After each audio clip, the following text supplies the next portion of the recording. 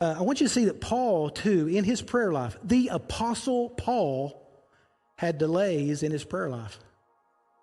So if Paul were to have his way, where would he be when he writes this letter?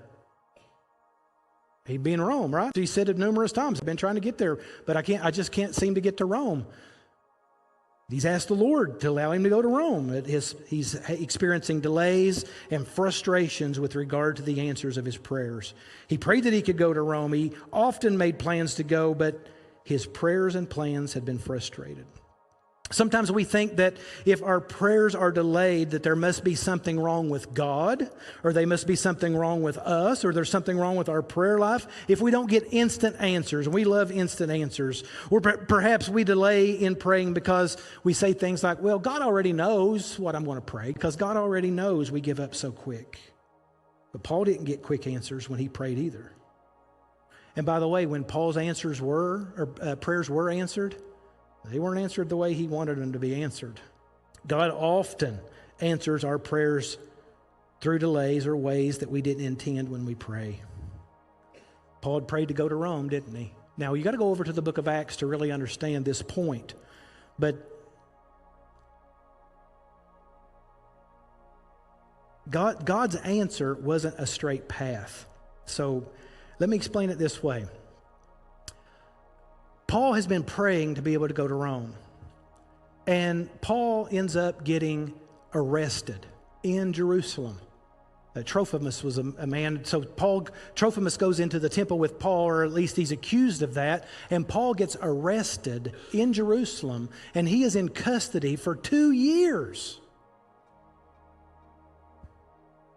While he's in custody in Caesarea, he ends up getting beaten, and he appeals, hey, I'm a Roman citizen by blood. Appeals to Caesar. They get in a boat, and they start their trip toward Rome so he can have his day in court. And on the way to Rome, they're shipwrecked on a little island called Malta for months. Now, when Paul prayed, Lord, I want to go to Rome, Paul prayed from a position of strength. And I'm going to go in there. I mean, I'm not, it's not his motivation, but Paul had level standing in that moment. But Paul goes through 2 years of custody, and then Paul goes through some time shipwrecked on an island, and he doesn't go to Rome with power. He goes to Rome as a prisoner. Sometimes our prayers don't get answered the way we intended for them to be answered. Would that have affected Paul's prayer? No, I don't think it would have affected Paul's prayer.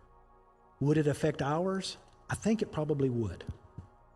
I think that it probably would. In fact, that brings us to another point that I wanted to make, and that is that we must always submit our prayers to the will of God. Now, God's sovereign will, we believe that God is sovereign, but he often allows evil things that are against his revealed moral will, although God is not responsible for the evil, but he allows things to accomplish his greater purpose. Now, we should always pray against evil, but we should also be subject to God's will in things that we don't understand. Listen, let me tell you, for those of you who have been walking with Jesus for very long, you already know this, but for those of you who are relatively new in your walk, let me say it this way. Evil never, ever gets to be the last word for those that keep their faith in God.